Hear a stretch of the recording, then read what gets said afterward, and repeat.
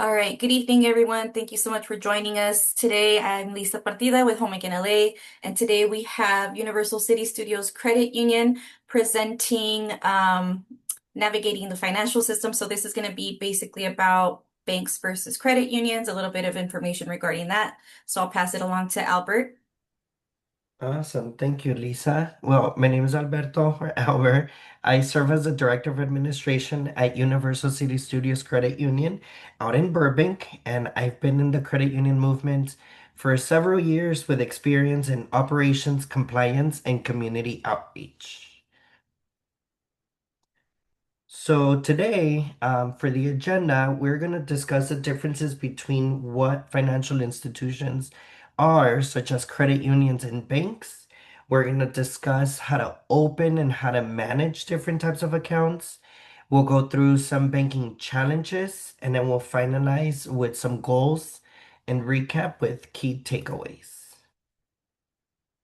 So first, when you typically hear the word bank, a lot of different things come to mind. And for most people, especially in the underrepresented, underbanked investment areas is what they're called, you feel a lot of trauma behind the abuse that banks have left to our communities. Now, for an official definition, a financial institution is an organization that helps people manage money. So, through accounts like savings, maybe loans, through borrowing, payments, and investments. Now, there is a difference between what a bank is and what a credit union is. The most notable difference is that banks are for profit. They are owned by shareholders. They have higher fees and they offer lower savings rates. In credit unions, on the opposite, we're not for profit. We're member owned, and our board of directors are volunteers voted in by the members. We offer lower fees, better rates, and we have more of a focus on the communities we serve. Some similarities and myths. So both are insured. We each have a different type of insurance, but they operate the exact same way. Banks are insured by what's called the FDIC, and that is the Federal Deposit Insurance Corporation. Credit unions, on the other hand, we're insured by the NCUA or the National Credit Union Administration. Now, we both offer checking accounts, savings, loans, credit cards, applications. And one of the myths is that credit unions are typically too small, or we offer a lot more limited services or products when compared to banks. Now, the minimum and basic requirements to open an account, and you'll see this throughout the financial institutions, wherever you go, will always ask for a valid identification. This could be your ID, this could be your driver's license, passport, or other government issued IDs. Some credit unions and some banks do also offer the matrícula consular from foreign governments. They also accept foreign passports as well. Now, we'll also ask for information such as your full name, your date of birth, your physical address. Some credit unions and some banks require proof if your ID does not have your current address. And then we'll also ask for the individual ID number for someone who is a permanent resident or a citizen of the United States. We have a social security number. And for the individuals that are non-US persons, the IRS issues what's called an ITIN or the individual tax ID number. Now, we differ in what's called a membership. And so, what's a membership for? For banks, anyone from anywhere at any time, they can open an account. Credit unions are membership owned. This means that the membership require has a $1 fee for a lifetime fee. Not all people qualify because these credit unions, each different credit union was created for a sole purpose. Some credit unions, we have what's called a field of membership, and we all have different ones. Some are based on a certain group, a certain job.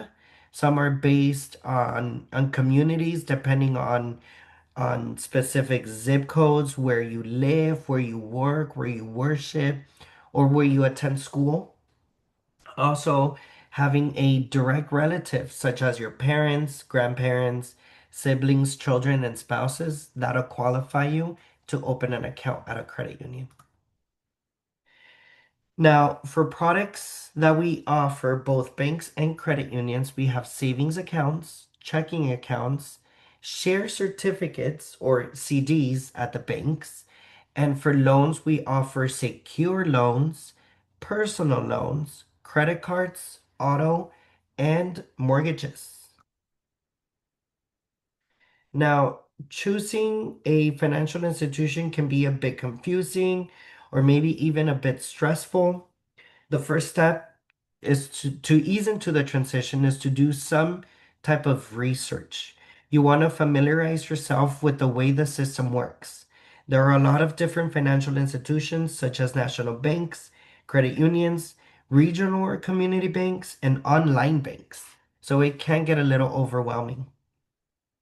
Doing some initial research can help narrow down which financial institution will be the best for you. Determining what type of financial institution you are interested in is a great place to start. Now, once you've chosen your financial institution, hopefully that's a credit union, it's time to narrow down the selection. You want to select which features are the most important to you. Are you interested in something with little to no fees? Are ATMs and branches available nationwide a big factor? What about online banking and the technology they can offer? Is the ability to transfer money to a family internationally something you're going to need?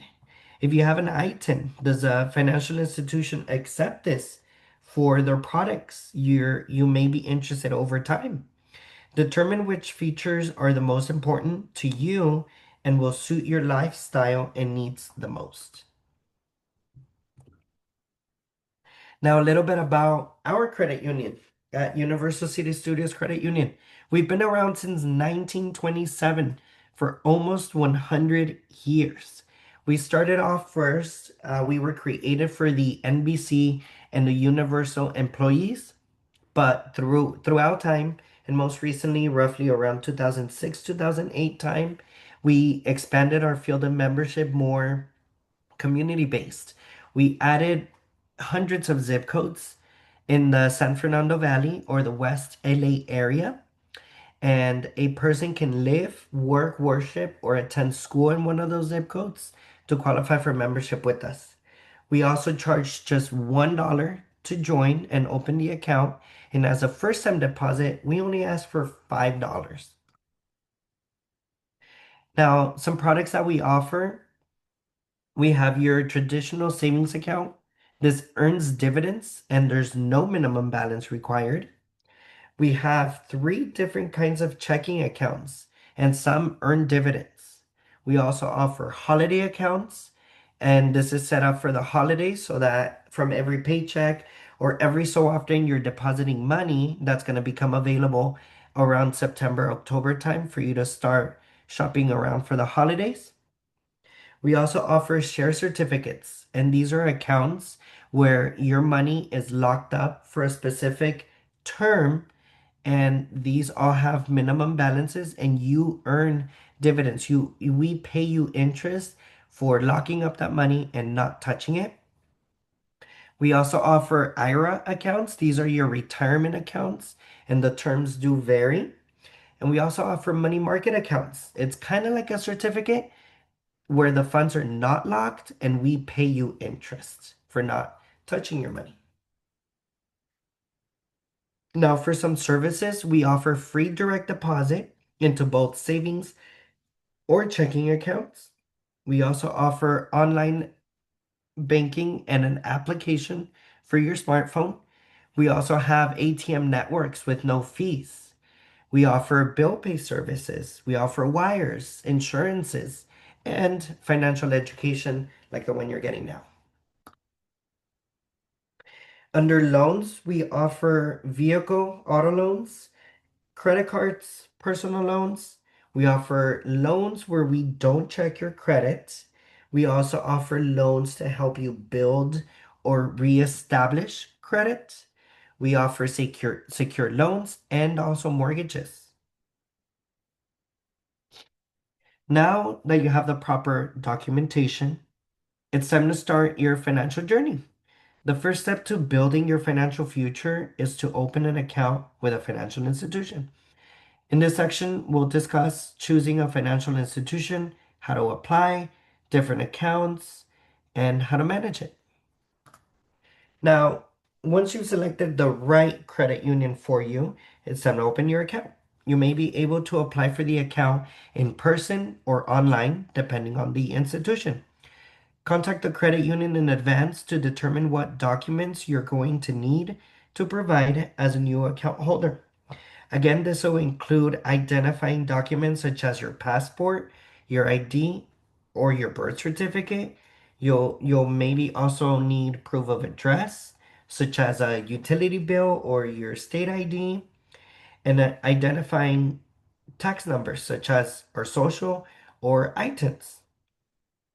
Most financial institutions do require an initial deposit to open an account, and the minimum amount varies. So be sure to ask about this in advance and have that ready as well.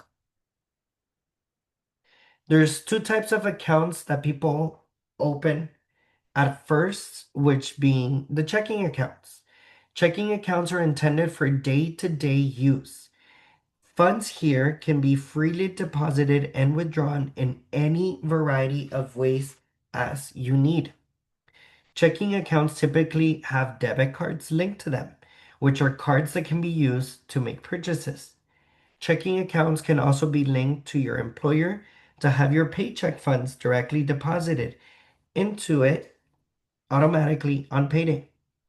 Depending on your financial institution, you may be able to conduct a variety of services and transactions online or through the app. With a checking account and a debit card, you can typically visit a branch or an ATM to make deposits or withdraw funds as needed. Checking accounts must maintain a positive balance, or you may be charged fees, depending on the financial institution. Be sure to monitor and keep track of all your accounts and your transactions as they do not always appear on your account immediately. The other main account type are savings accounts. Checking accounts are designed for everyday use, and savings accounts are made for putting money away for emergencies or long-term savings goals. Savings accounts can be opened at the same time as checking accounts or whenever you like. You can make deposits into your savings account at your financial institution, and you can even have portions of your paycheck sent to your savings account automatically on payday as well. You may also be able to set automatic transfers between your checking and your savings account to make your savings consistently easier. Savings accounts can also earn interest on the balance in the account over time. The interest rate is determined by your financial institution, and different types of savings accounts may offer different interest rates. Typically, savings accounts do not have debit cards linked to them as they are designed for long-term savings, and they might have limits on the number of withdrawals you can make within a certain period of time. Now, for managing your accounts in good standing, you need to monitor your activity and balances regularly. Credit unions will typically send you a monthly statement in the mail, by email, or grant you online access that summarizes your account activity for the month, including your transactions, deposits, and the balances throughout the month. View your statement regularly and make note of any suspicious activity or anything unusual, and contact your financial institution immediately. If you have access to online or mobile banking, be sure to regularly view your balances and keep track of transactions. Remember, you can only spend what you have put into your account. If you exceed that amount, your account can overdraw, which will result in a negative balance and may lead to fees or the transaction potentially even being denied.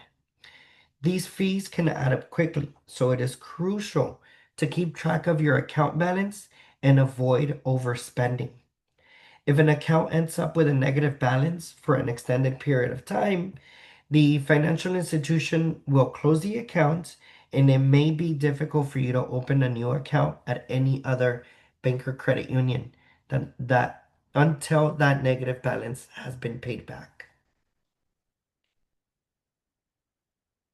Now,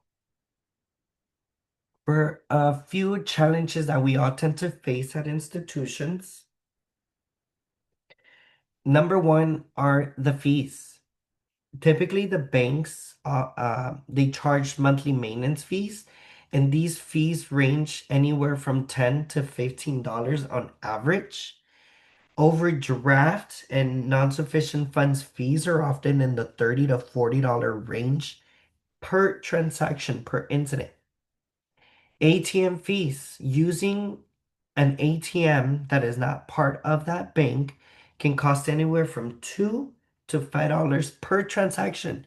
And even just viewing your balances will trigger a fee. Most banks also charge fees if you don't have a certain minimum balance or no direct deposit. So these are penalties if you don't keep enough money in your account. Now, credit unions, we offer free or low cost checking accounts, lower or no overdraft or NSF fees, with some even offering overdraft forgiveness programs. We offer access to shared ATM networks and branches with no extra fees. This is especially so cool because you can use any credit union ATM or sometimes even a shared branch that you might not even have an account with for free. We don't charge a fee. There's also no hidden costs.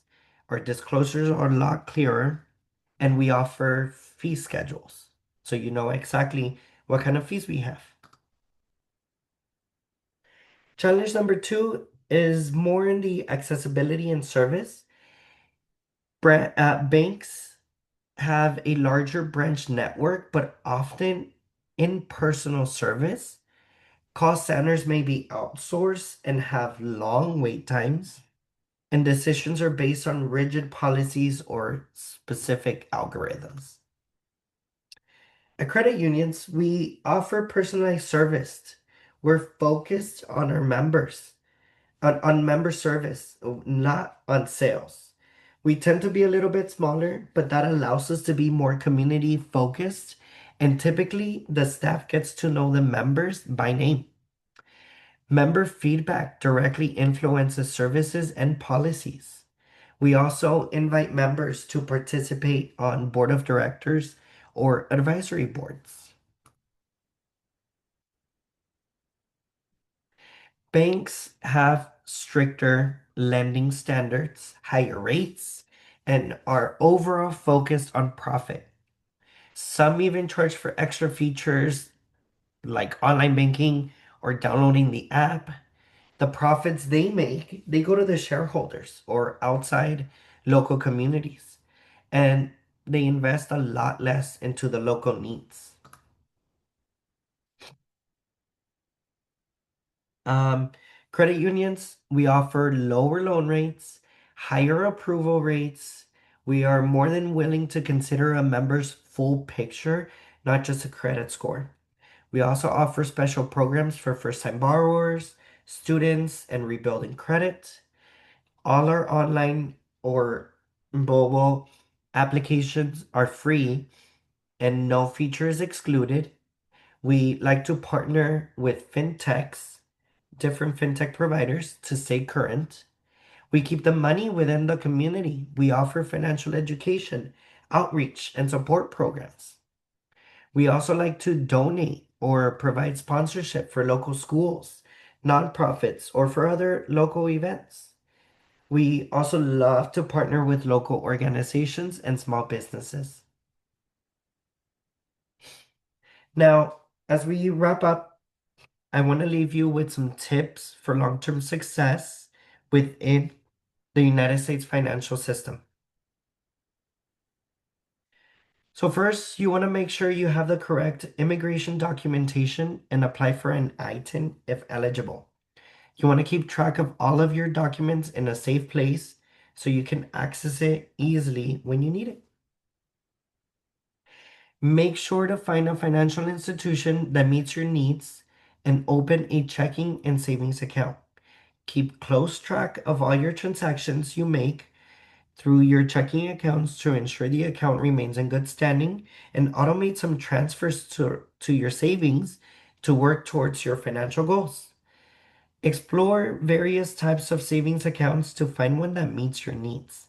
Depending on the amount of money you have available to put into it and how long you plan on being able to leave it in the account before needing to access it. For higher balances that can be on hold for a while, you may be eligible for higher interest rates with certain types of savings accounts. Now, once you've opened your checking and your savings account, apply for credit and begin to establish a strong credit score. Consider starting with a secured credit card and a credit builder or secured loan to start building a mixture of credit history. And remember to make every payment on time every month and prioritize paying your entire credit card balance in full every month to keep your utilization low. Be sure to practice healthy habits with your new accounts. Prioritize keeping close record of all your transactions to make through your checking accounts to ensure you're aware of your available balance even if a transaction has not yet posted. Make all your payments on time every month, and if you know you're going to be unable to do so one month, reach out to your credit union as soon as possible to discuss what options may be available to you. Many credit unions have options if you face hardship, but they cannot help if they don't know what is going on. So communication is always the key. And finally, we covered a lot today, but barely even scratched the surface of things to know when it comes to financial success. Please know that you don't have to navigate this alone. Our credit union is here to help. We also offer access to free financial confidential counseling through our partners at GreenPath Financial Wellness. GreenPath offers certified counselors that can conduct a free confidential financial assessment with you. This involves taking a look at your budget, collaborating to develop an action plan, or help you work towards your financial goals. GreenPath can also talk to you about other financial concerns or goals you have related to things like credit, housing, student loans, or debt. And finally, some key takeaways. Financial institutions help manage money, but we're not all the same. Financial institutions would not exist without you. Credit unions are member-owned, nonprofit, and community-focused. Be mindful of fees and manage your accounts actively. And set some goals that make financial success achievable. Thank you, and I leave you with my contact information up on the screen. Alberto, Thank this is the you. contact information. Not sure if anybody has any questions. If so, feel free to Okay. unmute yourselves. This is about financial, how to do it. Alrighty. Okay, thank All you, right. everybody. Thank you.